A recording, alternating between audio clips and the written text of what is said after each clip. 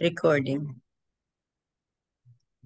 In the name of the Father, of the Son, of the Holy Spirit. Amen. Amen. Come, Holy Spirit, fill the hearts of your faithful, and enkindle in them the fire of your divine love. Send forth your Spirit, and they shall be created, and you shall renew the face of the earth.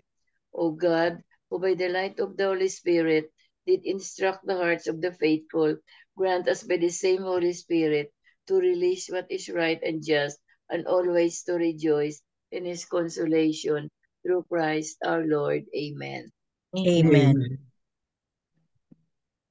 A reading from the Holy Gospel according to Saint Matthew. Glory to you, O Lord. When Jesus came to the territory of the Gadarenes, two demoniacs who were coming from the tombs met him. They were so savage that no one could travel by that road. They cried out, "What have you to do with us, Son of God? Have you come here to torment us before the appointed time?" Some distance away, a herd of many swine was feeding. The demons pleaded with him, "If you drive us out, send us into the herd of swine." And he said to them, "Go then." They came out and entered the swine, and the whole herd rushed down the steep bank into the sea, where they drowned. The swineherds ran away, and when they came to the town, they reported everything, including what had happened to the demoniacs. Thereupon the whole town came out to meet Jesus, and when they saw him, they begged him to leave their district. The Gospel of the Lord. Praise to you, Lord Jesus Christ. The 3 pointers for today's Gospel. Number 1, in today's Gospel, we see the destructive force of two demoniacs killing a herd of swine after they pleaded with Jesus to set them free. Number 2, Jesus has divine power and authority over Satan and his evil spirit. Jesus can free and wants to free us from anything that binds us and alienates us from the love of God. Number 3, do you want Jesus to free you from the attachments in life that are preventing you from experiencing the joy of living in His presence and doing His will? Speak to the Lord from your heart. Amen. Amen. Thank you very much, Tita Lynn. You want to start, Tito Mans? Okay, itong kay Kuan. Marino. Marino. Marinas. This story is told about a woman who believed that Satan could defeat God. Soon after, her belief in Satan slowly but surely eroded her faith in God. After a period of time, this woman was eventually possessed by Satan. Do we also believe that Satan can defeat God? It is better that we do not, because the moment we believe, we allow the power of Satan to slowly seep into our lives. Satan begins to become a reality in our life the moment we begin to believe in his power to defeat God. In our gospel, we read about the power of Jesus over demons. They were no match for Jesus because they cowered before the Lord's presence. What does this tell us? It tells us that Jesus is the supreme power above all, and that nothing can stand against him. Evil exists within us because we allow it to exist. We give it the freedom to dwell in our hearts. How does this happen? It happens when we commit sin, even we know that what we are doing is wrong in the eyes of God. Thus, we give Satan the freedom to influence our lives. As it stays with us, it slowly but surely begins to control our minds, leading us to think of evil things and to do what is not pleasing to God. But all is not lost. If we know and have faith in Jesus, and if we begin to take him and his teaching seriously, Satan will flee from us. Evil, or anything that is evil, will have no place in our values, our choices, and our lives. Why? For the simple and comforting reason that Jesus is the supreme power. And when we remain connected with Jesus through prayer, His word, and obedience to His will, evil will not be able to influence our lives. Amen. Amen. Yeah, that's correct. Tamang-tama yun. Through prayer, His word, and obedience to His will, that is the what we have to do. That is the tawag niyan, formula. Kumbaga sa kuan, formula to be able to combat evil. But meron tayo mga pagkakamali. We have we commit some errors, mistake in our life. Gaya na lang yung mga what do you call this? Wala sa isip ko. Superstitious belief. Superstition. Masama yan. Superstition is if you believe really in that is sinful. Superstition. Yung mga kagaya kong nasabi na i-share noon ng mga objects, no? Yung mga binibili natin ng pampaswerte, gano'n. Talisman. Yan. Black No. spirit, no? Those are Oo. portals. Those are portals for the evil one to enter in our homes, in our lives. Ma-influence tayo dyan. See? That is superstition, meaning believe ka doon kaysa God. See? Yun ang ibig sabihin doon. Pampaswerte ito. So, less ang paniniwala mo sa Diyos. Doon ka naniniwala sa swerte. See? Yan, yung mga slowly na mga temptations ng evil spirit. We allow the evil spirit to enter through this mga portals, mga kung ano-ano objects dyan, mga dragon, mga palaka, Elephants. Oo, palaka. mga elephants, yung mga pusa na kumakaway. Yan. Yeah. Alisin natin yan sa bahay natin. Yung mga nagpapabindisyon ng bahay, pinapaalis muna ng pare yan. Alisin nyo yan. Hindi pwede yan. Yan. Natatapon yan. Durugin nyo. Huwag nyo itapon kasi pupulutin ng iba. Sila naman ang sasapian ng masamang espiritu eh. Durugin nyo. Sunugin nyo kaya. Ano. Yan. Yan ang mga simple na mga ways na invite ng mga evil spirit in our lives, in our homes. So, the antidote to that is prayer. Sabi nga dito, prayer, reading the Word of God, and obedience to His will. Mga sacraments, we have the sacraments to protect us from the evil one. Yeah. Amen tayo dyan. Amen. Amen. Thank you, Tito Manny. So once in a while, no, tayo din is tayo is possessed din, no? So some of us are possessed, or some people that we know, sometimes loved ones na they are possessed, no?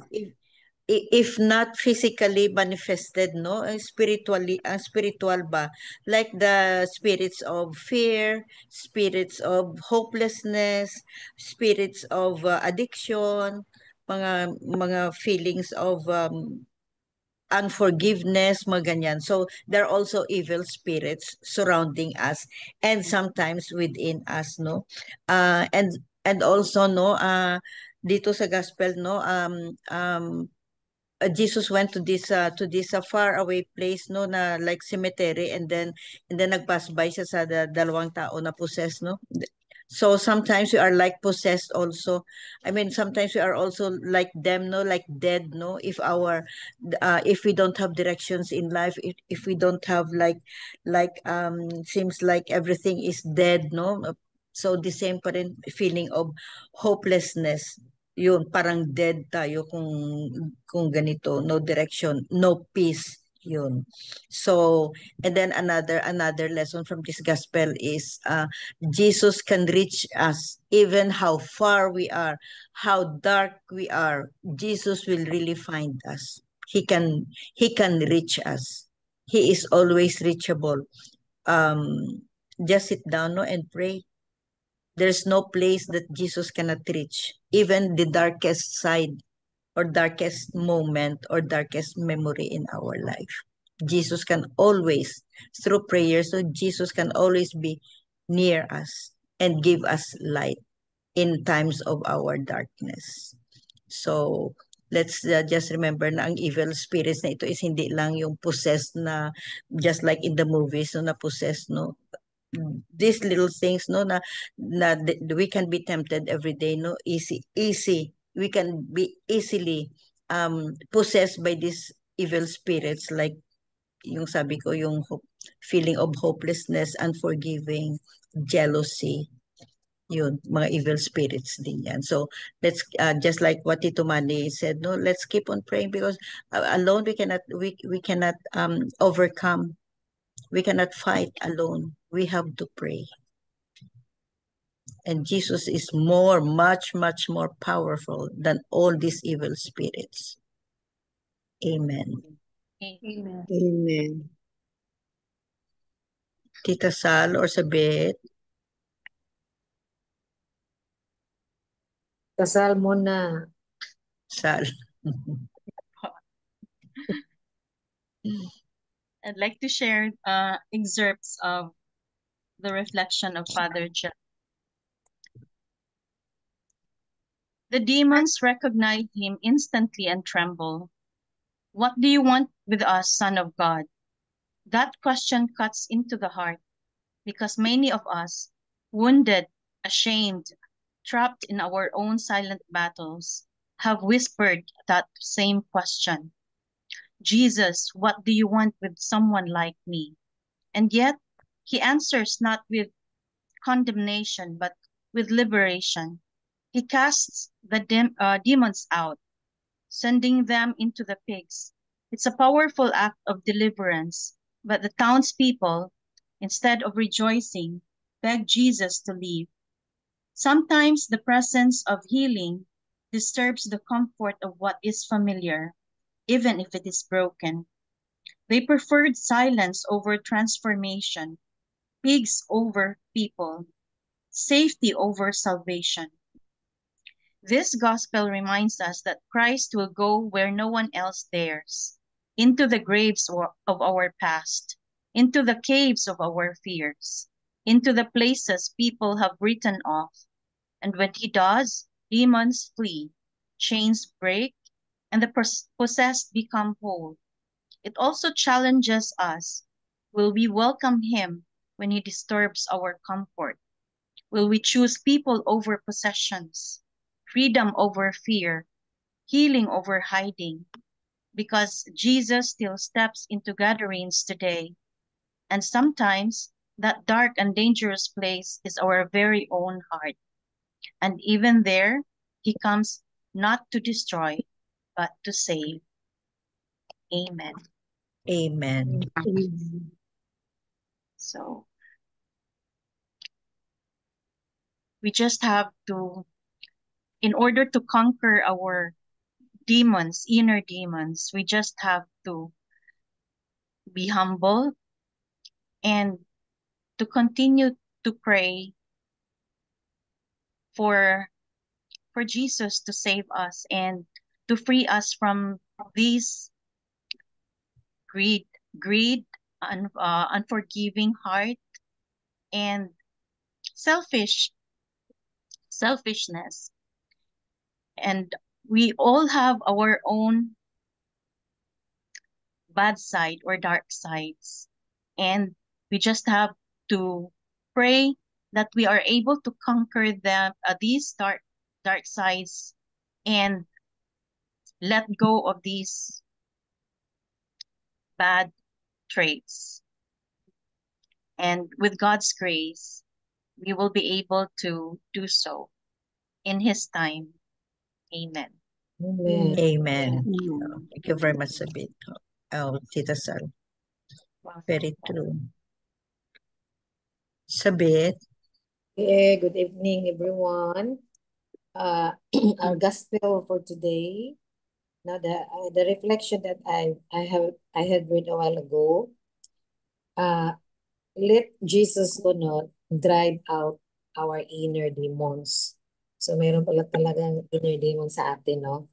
But anyway, also, in the gospel, Jesus drive demons out of two men into a herd of pigs. The two men became at peace, no? But the pigs go crazy and stampede to death. The villagers tell Jesus to go away. They prefer the immoral prophets of pig raising over the peace Jesus brings. So parang reality parang na ano na natin ngayon, no? Wala na, our country have a lot of corruptions, no? So priority other things that lead into profit, no? So today, all nations tell Jesus to go away, banning him from their culture, normalizing all sexual sins.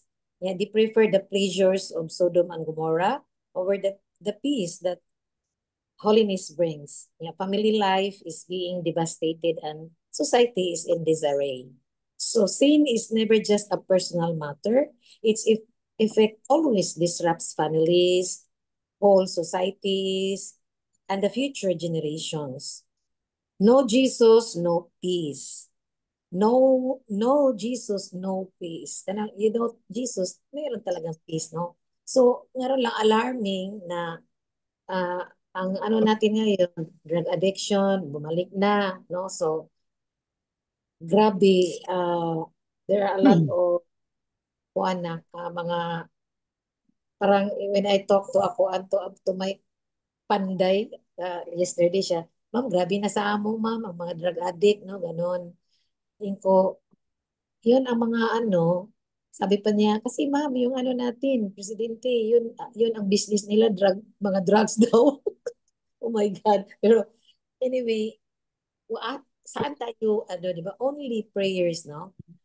Can, conquer everything that happen now, not only in our country, but all over the world, no? Grabe na ay mga gubat, mga So, sa akin lang, I have a very good experience my son, my only son, during the time of Duterte that was I think 2000, punta kami sa US, I think 2018 or 18, 17 naalala, 2017 or 18. That's the time that President Duterte is very, niya yung mga drug addict, di ba? Ano pa yun, tukhang. Tukhangon, no? Patayon dayon, So, and also, there are policemen that bigyan ng quota. Pag makatukhang ka, merong award, ganun. So, I really, because my son has the history of drug addiction. So, ang nangyari is, yung isang anak ko na sana, kami yung dalawang punta ng US na denied yung visa. But,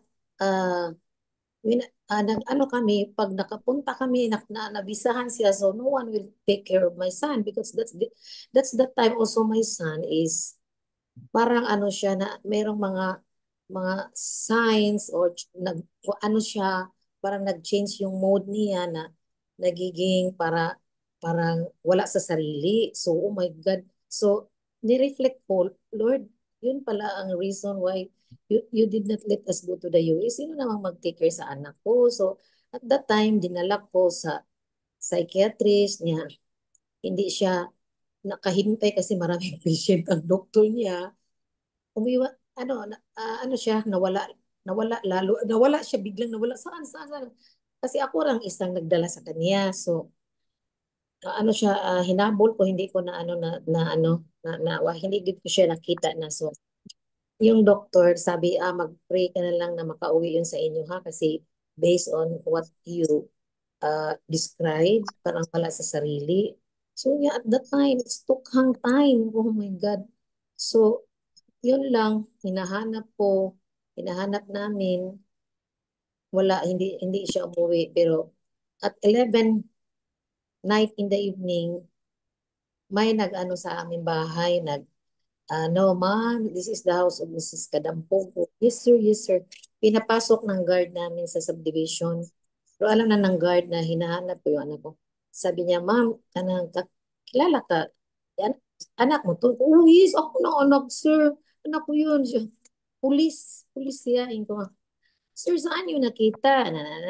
Mayroon daw nag-alarm daw, parang may tumawag sa presinto na may suspicious person dito sa near sa market ng Banawa niya, na natakot yung mga nagtitinda ng DVD pa man before, DVD na baka mangawat, ganun ba?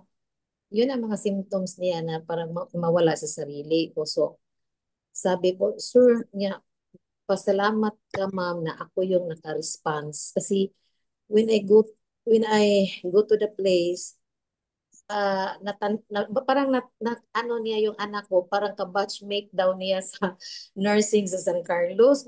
Oo, siya sa San Carlos, ba't siya nag-school? Ma'am ko, yes. And siya, susdaan palagi ko, ma'am, kanang, ako man siyang ka-batchmate, pero ako nag-nurse, nag-police ko. Sabi niya ba yun? Siya, ma'am, you know what? Naawa ako sa anak mo kasi, ano man to? Kanabuutan daw, ano pa?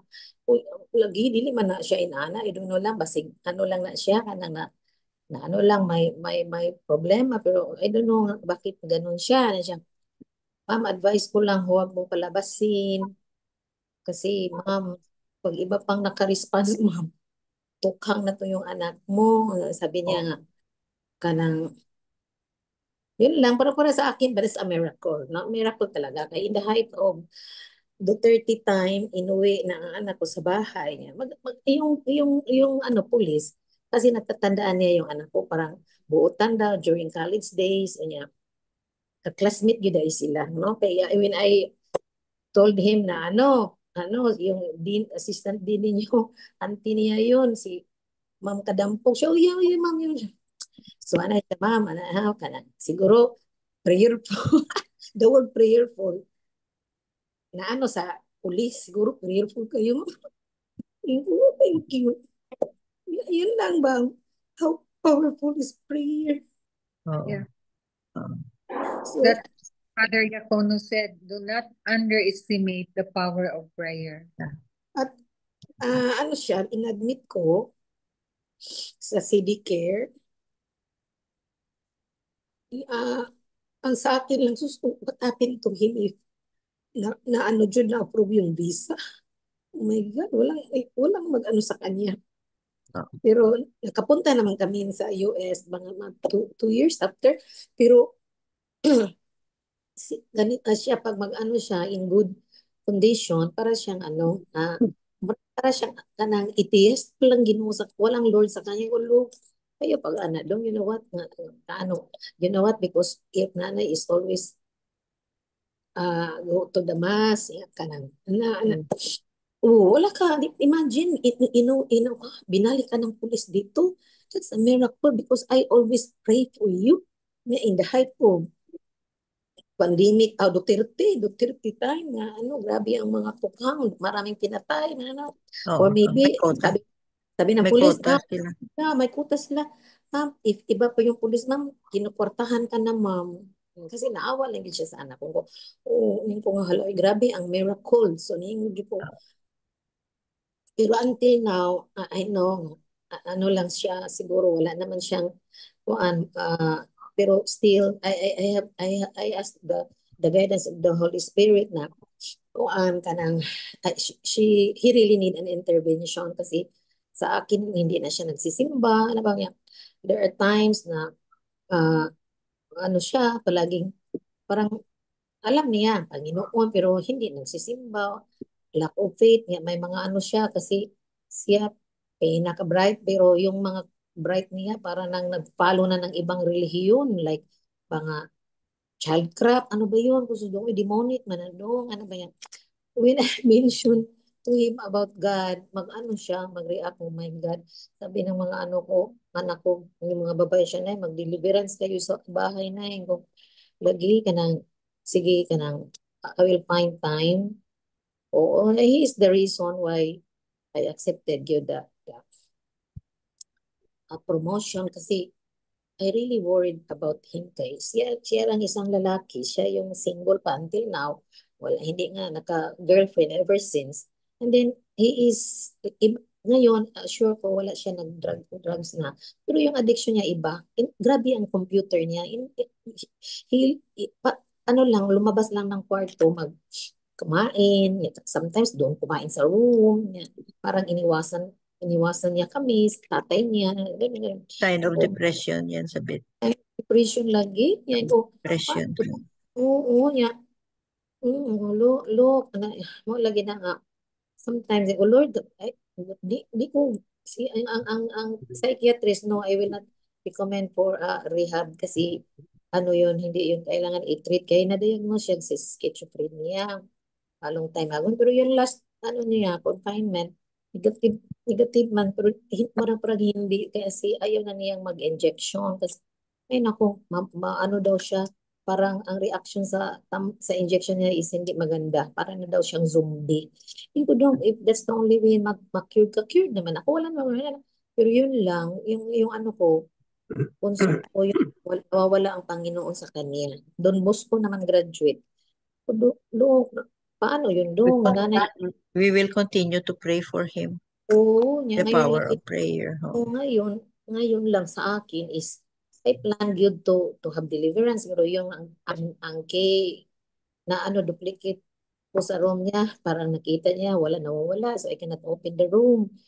Yun lang, ano, pag ma-feel ko na, ay, lumabas sa kwarto, lumabas rin ako sa kwarto just to see him, to observe him.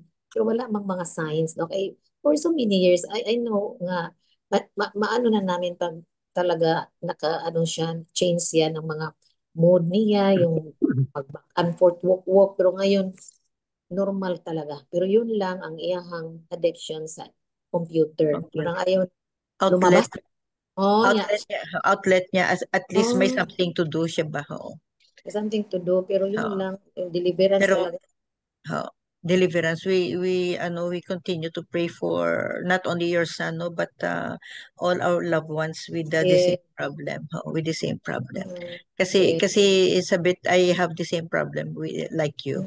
I think Hindi ka nag-iisa. So let's continue to pray, no? Let's continue to pray for them. Helpless sila, and let's always think that uh, Jesus, God is always, always, always with us, listening to our prayers, and He is more powerful with this evil spirit of addiction. Yes. Oo.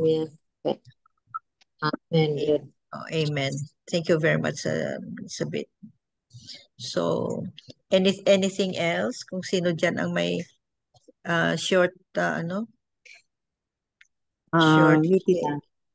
Sige, please go ahead, Jinx. Yeah, regarding the gospel, I think it's all about the power of God above all things. So whatever it is, from mga sakuna to our own personal problems, and it's the power of God that really prevails. Now, the time that we have some doubts, that's the time when the temptations come in, the evil spirit comes in. However, if we are really believe in God stronger, then we can conquer all, because it's the power of God above all things in the world. So whatever problems we have, whatever wars we have, whatever anong kaguluhan sa mundo. So I think the power of prayer and the power of God is all the power of God always prevails. So all we have to do, I think, is to believe in Him, have faith in Him. So He will have all solutions of all the problems in His time. So sometimes we cannot understand it why, but later on we'll realize that the God has have something in store for us, and He make all things happen in His time, uh, in His uh, in His will, in His time talaga. So Oh, that's all, Tita. okay. Oo, thank you. Yeah, very true. Thank you, Jinx. Bel, you have something to say? Not here from Catholic Mom. Uh, In Matthew's Gospel today, it is interesting that the demoniacs know who Jesus is and know of his power. The owners of the herd of swine, however, were concerned about their swine drowning in the sea. One of the homilies that the priest that made his homily this afternoon said that the people in that town made our Lord live after driving the demons away and were put into the swine, and the swine drowned. Because Father Tito said one of the beliefs before when demons are driven away is for them to be drowned in water. So that's a way that they are uh, being put away from the place. So thereupon the whole town came out to meet Jesus, and when they saw him, they begged him to leave their district. Another reason for this is the prophet, because they lost a lot. The owners of the swine. Imagine how many 2,000? Ano ba yun? 2 or 3,000? because they were driven into the sea by Jesus. So I can certainly understand why the swine owners wanted nothing to do with Jesus, because they only saw their livelihood drown in the sea. The townspeople did not realize that Jesus came to give them life. Imagine what they saw was just the lost income, but not the saving of the two who were possessed by the devil. And imagine they were freed from the danger of being possessed by the devil. The people were filled with fear and did not acknowledge that Jesus had driven off the demons. Sometimes in life, the material things we hold dear to our hearts can be gone in an instant.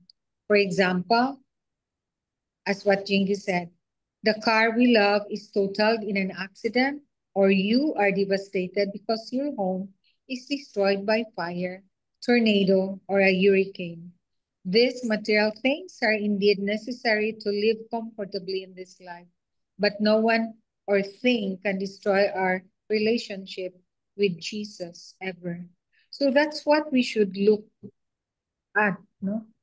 Being assured that Jesus is ever present at all times when we are besieged by trouble, by catastrophe, by problems, by illness, and by stresses in life. So when disaster strikes unexpectedly, we know Jesus can give us the strength to move on. Jesus is a great restorer and healer of our hearts, because we know and we accept that even if at this status we still have some evil thoughts, evil tendencies in our hearts. So let us always place ourselves in the sacred heart of Jesus. As the old hymn goes, no storm can shake my inmost calm, while to that rock I'm clinging, who is Jesus. So the gospel of today also, we can relate it to yesterday's gospel, no? The presence of Jesus in the storm. So we must always believe, hope, and trust that in every moment of our lives, Jesus is always there present. What really counts is his presence. and that we are assured of because of his unconditional love. So whatever storms of life have we been through or we are going through, we should surrender it all to him. He's only our hope, our refuge, the one we can cling to, and the one who will never, never abandon us. Because that's how he loves us, no matter what. Amen. Amen. Amen. Amen.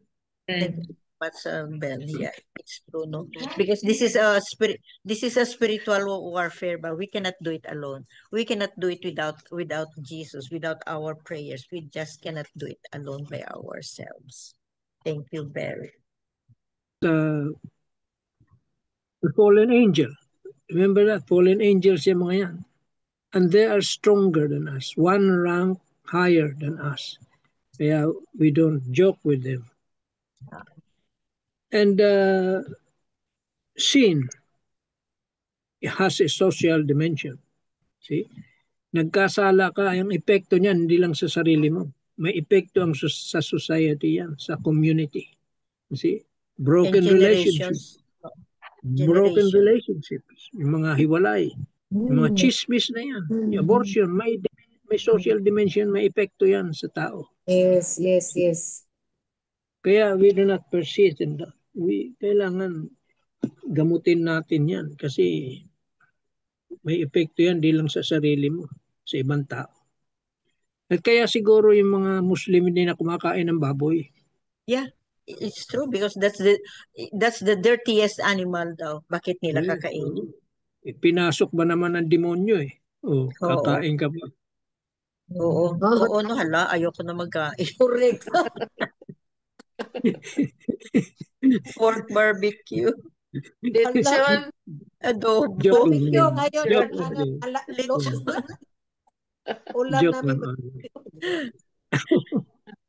It's true, no? It's true na kaya hindi kumakain ng mga Muslim and mga Jewish. Wala sila nagkakain ng baboy. Pero may sinabi si Jesus diyan, nothing that comes into you will make you one. Only the one that comes out from your mind, from your heart. Yan. Sige, kain tayo ng lechon, Tito Mans. Yun.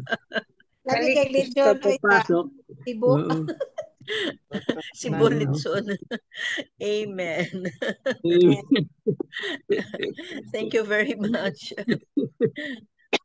So wala tayong closing prayer. So for our closing prayers, no, let's do the angel of God all together, please. Angel of God, my guardian dear, to whom God's love commits me here, ever this day at my side, to light and guard, to guide. Amen.